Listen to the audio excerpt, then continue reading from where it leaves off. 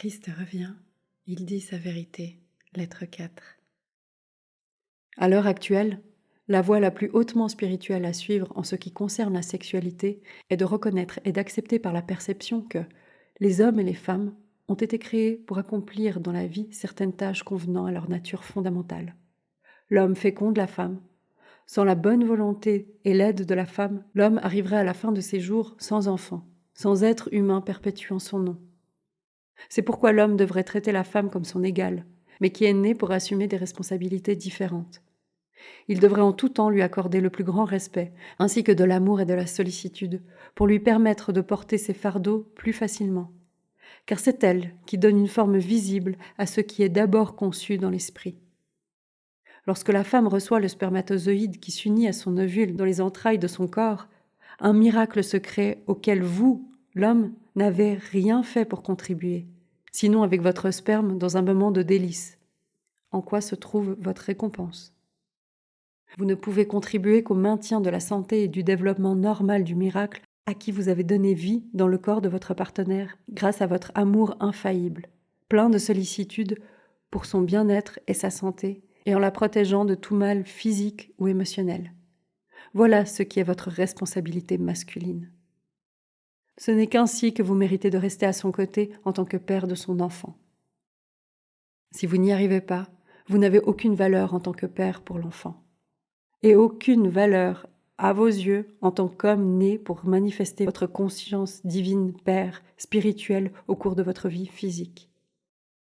Un homme qui harcèle une femme portant son bébé, qui la traite avec mépris, qui s'adresse à elle en termes ou avec des gestes grossiers et brutaux, viole la loi la plus fondamentale de la loi de l'existence, selon laquelle mâle et femelle devraient être unis dans l'égalité de l'état divin. Les femmes qui sont aimées, respectées et protégées devraient également respecter, aimer et offrir le rafraîchissement d'esprit et de corps à leur partenaire, nourrissant sa capacité de donner de lui-même à sa compagne. Une femme qui ne nourrit pas son partenaire avec sollicitude, tendresse et amour prive son esprit masculin de la volonté de persévérer face aux difficultés qu'il rencontre dans le monde extérieur. Il ira chercher consolation à une autre source, homme ou femme, boisson ou drogue, ou en s'isolant dans son foyer, ce qui ne sera utile ni à sa partenaire ni à ses enfants. C'est pourquoi les hommes et les femmes ont la même responsabilité de se chérir mutuellement. Tout comme l'homme doit apprendre à canaliser quotidiennement l'aspect père de la conscience divine envers sa famille et son travail, de même, la femme doit apprendre à exprimer l'aspect mère de la conscience divine dans sa vie quotidienne. Ceux qui nient cette vérité se verront dénier leurs accès au royaume des cieux tant qu'ils n'auront pas augmenté leur sensibilité spirituelle et changé leur attitude par la prière.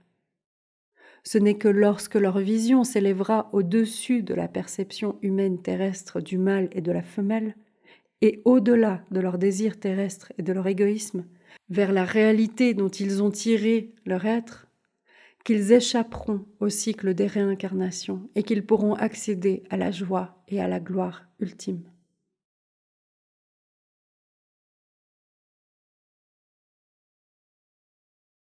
Si dans une culture, une femme n'est considérée que comme une possession, l'objet du désir de l'homme et non traité comme une femme absolument égale de l'homme, une telle culture n'a pas compris la vraie nature de l'homme et la vraie nature de la femme. L'homme et la femme sont deux moitiés égales d'un tout. Seule et célibataire, la femme elle aussi ne manifeste qu'un aspect de la source de l'être.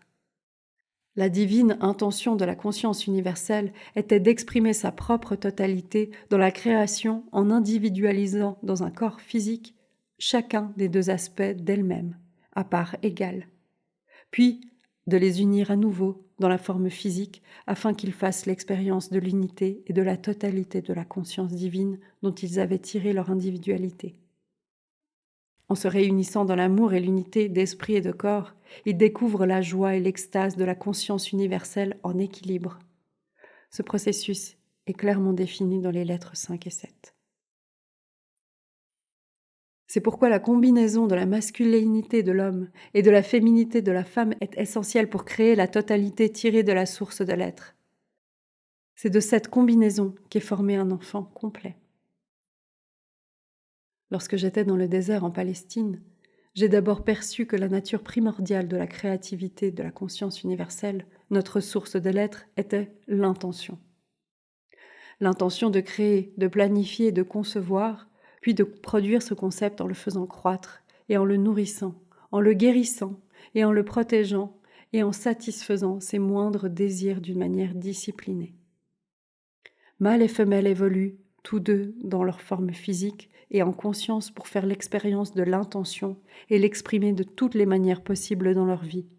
Voilà l'action primordiale de la créativité. Sans l'intention, il n'y a aucune création. L'intention est l'origine de toute existence et elle la pénètre. L'intention définit la nature de l'acte aimant ou destructeur. Le mâle et la femelle ont été individualisés afin de faire l'expérience et de formuler l'intention dans leur vie. C'est l'impulsion première de la créativité. Le mâle et la femelle ont été individualisés pour expérimenter et exprimer la force de volonté. La force de volonté chez le mâle se vit et s'exprime principalement dans l'activité.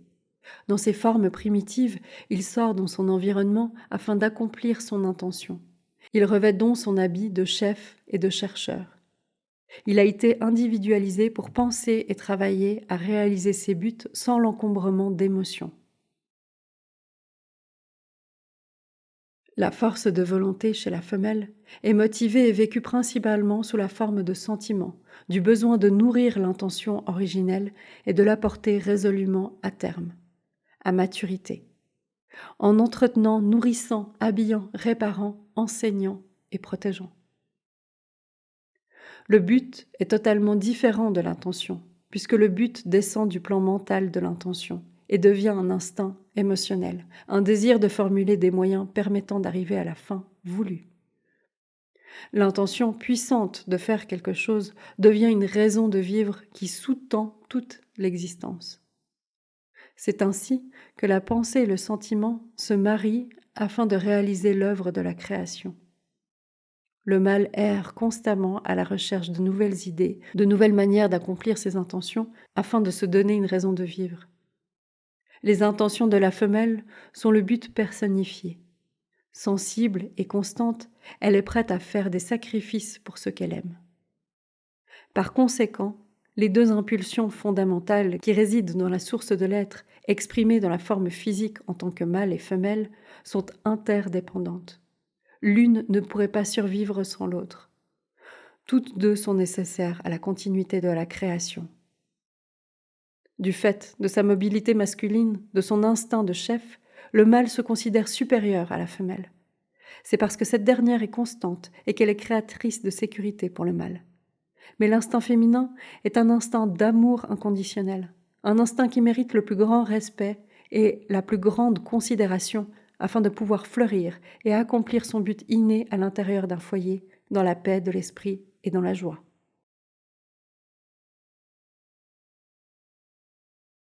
Le rôle de l'homme est de fournir la sécurité physique et les moyens matériels de subsistance à la famille.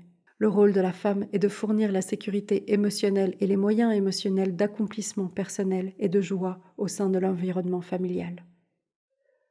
Dans le passé, aussi bien à l'Est qu'à l'Ouest, le mâle a joué son rôle de dominance au sein du foyer, rendant la femme soumise et obéissante à sa volonté.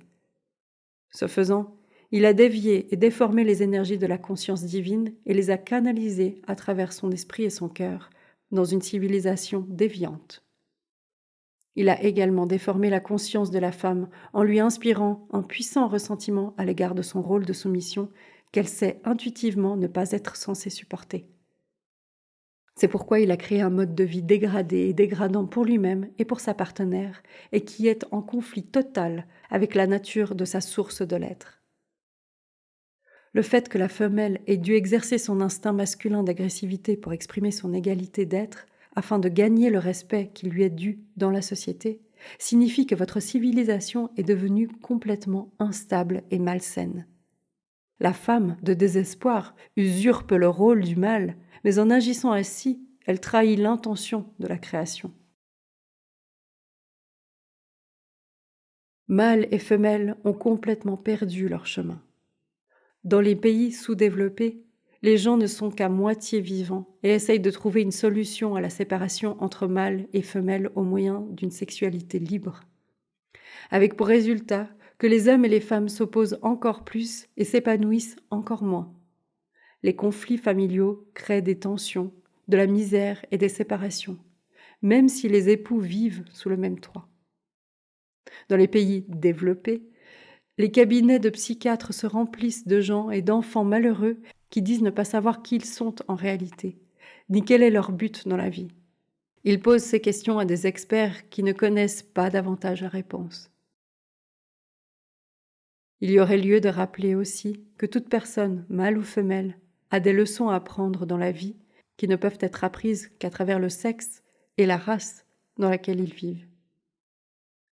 C'est pourquoi il faut que la femme accepte son rôle en donnant sécurité et amour émotionnel à son compagnon et à ses enfants, dans la dignité et le respect d'elle-même, et qu'elle le fasse au mieux de ses capacités.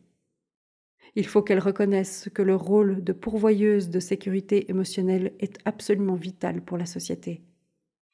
Elle fournit la colle de l'amour et du bien-être qui unit les familles, les villes et les pays. Lorsqu'elle a compris sa vraie place et ses véritables objectifs dans la société et qu'elle cherche à œuvrer dans ce sens et à les réaliser de la meilleure façon possible, elle avance rapidement sur le sentier qui mène à l'amour inconditionnel et aux plus hautes récompenses en épanouissement personnel et en bonheur. Elle accédera peut-être aussi à un niveau supérieur de conscience dans sa prochaine vie, en tant que mâle qui apportera de grands bienfaits à l'humanité. De même, les mâles spirituellement évolués, peut-être même des maîtres spirituels, reviennent sur Terre pour apprendre la vraie humilité et mettre en pratique quotidiennement leurs principes de vie élevés dans l'enveloppement d'une femme, qui joue son rôle de mère avec sagesse et prend soin de tous ceux qui ont besoin de ce qu'elle peut offrir. Où donc est l'inégalité ? Ôtez les écailles de votre vue et de votre intellect limité et voyez avec une claire vision qu'il ne devrait y avoir aucune égalité, rien que des intentions partagées pour exprimer tout ce que vous avez tous deux tiré de la conscience divine, de la manière la plus spirituelle pour atteindre le bonheur le plus grand possible sur Terre. Dans les années à venir, lorsque l'homme et la femme auront évolué spirituellement, si ou quand ils seront divisés en intentions, ils apporteront ensemble leur intention à la conscience divine Père-Mère, en demandant « Que faut-il créer dans ces circonstances ? Quelle est notre voie la meilleure pour avancer ?» Lorsqu'ils auront reçu des réponses, ils les accepteront d'un cœur aimant et les mettront en commun. Toute différence dans les réponses sera respectée et remise à la conscience divine avec la même requête, jusqu'à ce qu'ils en arrivent à un sincère consensus. Ensemble, l'homme et la femme retourneront demander à la conscience divine « Comment pouvons-nous atteindre au mieux notre but ?» Et cette fois encore, ils partageront leurs réponses et continueront à demander jusqu'à ce qu'ils arrivent finalement à un plan de travail qui aura été conçu non dans le cerveau humain uniquement, mais dans la plus haute dimension de la créativité, la conscience divine. En travaillant ensemble de cette manière, ils finiront par exprimer la félicité de la vraie unité d'âme, d'esprit, de cœur et de corps. Finalement, le mâle ne pourrait vivre confortablement sans expérimenter et manifester aussi peu d'instinct féminin. Il a besoin d'émotions pour se relier à sa femme, à ses enfants et à d'autres relations, copains d'école, collègues, relations professionnelles, amis. Dénué de sentiments chaleureux, il serait un monstre froid. Fréquemment, s'il s'agit d'une vieille âme, il témoigne de beaucoup de chaleur humaine et de sollicitude qui viennent d'une précédente incarnation de femme. Plus il évolue spirituellement, plus ces deux impulsions sexuelles s'égalisent et s'équilibrent dans sa nature. Cela s'applique aussi aux femmes. De même, la femme ne pourrait exister facilement sans une certaine quantité de masculinité. Si elle ne disposait pas d'une certaine capacité à planifier intelligemment, son ménage serait une zone sinistrée. Il existe aussi la possibilité qu'elle ait un fort caractère masculin dans son incarnation passée et qu'il lui soit malaisé dans un rôle féminin de se sacrifier à autrui. Une telle femme devra demander à la conscience divine de clarifier sa vision afin qu'elle puisse voir que sans son amour pour l'humanité, la capacité de diriger est une entreprise périlleuse. Lorsque hommes et femmes se rapprochent de l'équilibre des natures mâles et femelles en eux-mêmes, leur tâche dans la vie est de transcender leur instinct sexuel en réalisant l'amour inconditionnel pour tous les êtres humains et en dirigeant l'instinct lui-même dans la créativité pure telle que les arts. C'est de tels êtres que sont faits les maîtres, maîtres d'eux-mêmes, maîtres de la créativité, maîtres de la conscience humaine, maîtres de la matière. Malheureusement, à l'époque actuelle, vos hommes et vos femmes qui se rapprochent de l'équilibre entre les natures mâles et femelles dans leur propre nature n'ont pas de repères pour savoir quel devrait être leur but. Ils ont perdu le chemin et ont créé entre eux une société factice dans laquelle la joie et l'épanouissement personnel qu'ils recherchent sont neutralisés par leurs préoccupations corporelles plutôt que par une réalisation spirituelle. Ils resteront malheureux, déchirés dans leurs conflits, tant qu'ils n'auront pas découvert la vérité en ce qui concerne qui ils sont en vérité. En parlant du rôle féminin dans la vie, il faut aussi dire que beaucoup de jeunes femmes modernes des pays développés ont atteint un pourcentage élevé d'énergie masculine ces 100 dernières années. Elles doivent soigneusement choisir leurs priorités dans la vie. Elles ne doivent pas rester à la maison à s'ennuyer et à stagner, mais elles seront plus heureuses, plus épanouies si elles tournent leur intelligence et leur aptitude vers la création de nouveaux modes de vie constructifs pour toute la famille. Pour le moment, il se peut qu'elles ne sachent pas comment y parvenir. Mais la méditation attirera dans leurs esprits l'inspiration nécessaire quant aux meilleurs moyens d'utiliser leur autorité et leur talent pour le bonheur de tous.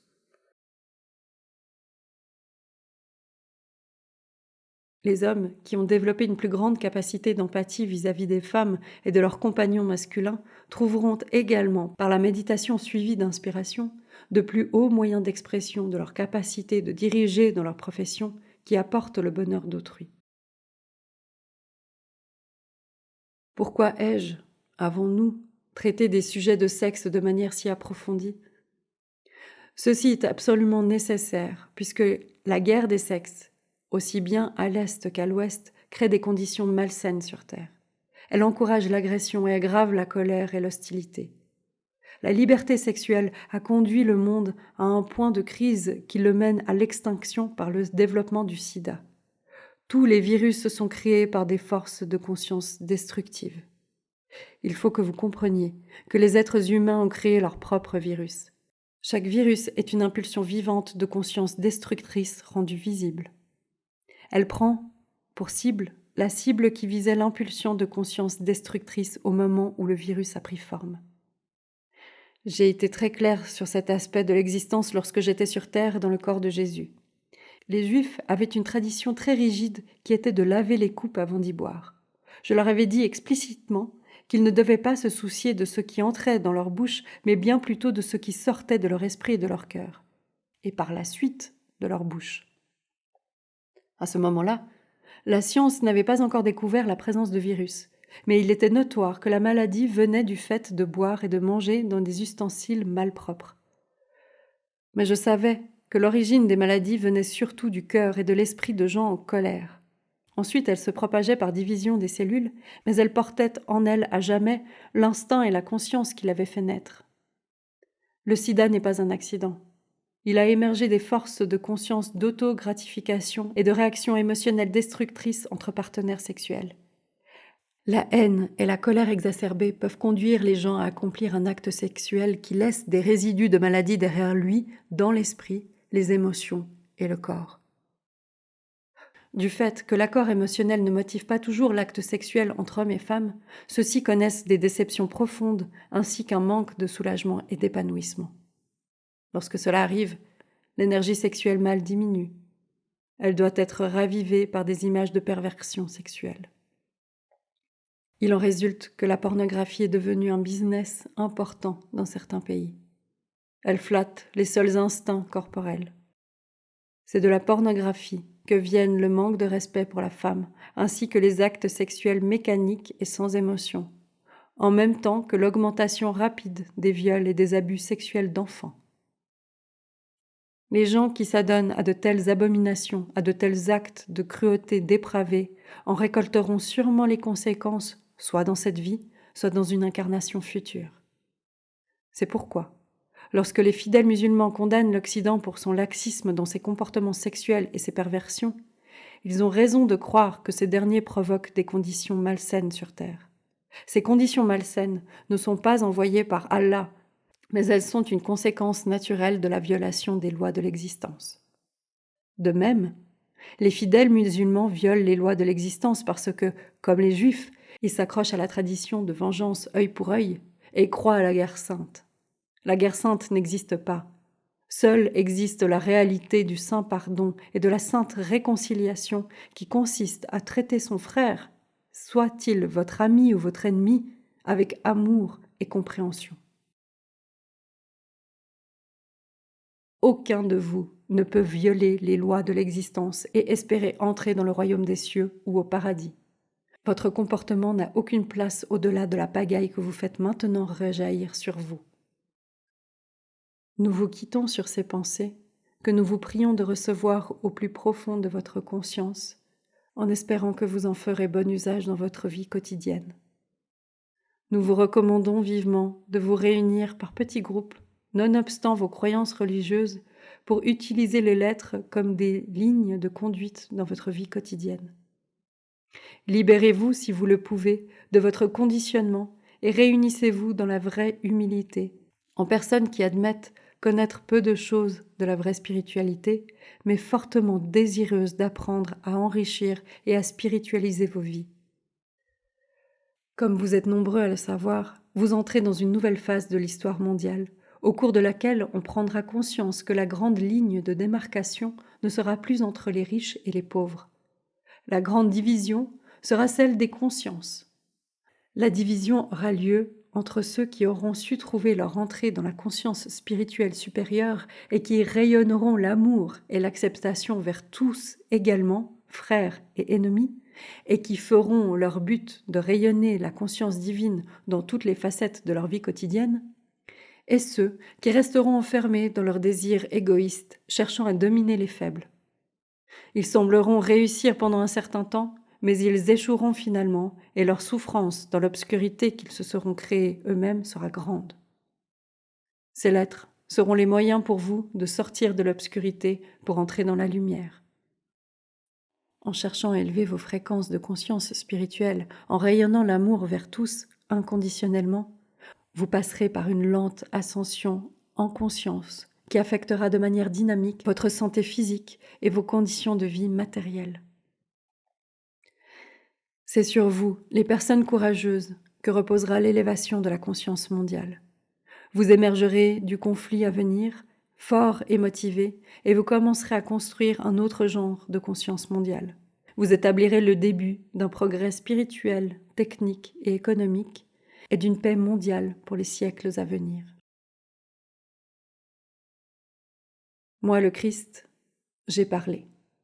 Nous, la fraternité des maîtres, nous parlons aux chrétiens, aux musulmans, aux bouddhistes, aux juifs, aux hindous, aux soufis et à toutes les convictions religieuses du monde. Vous êtes tous inclus dans notre amour. Croyez-le, car c'est vrai.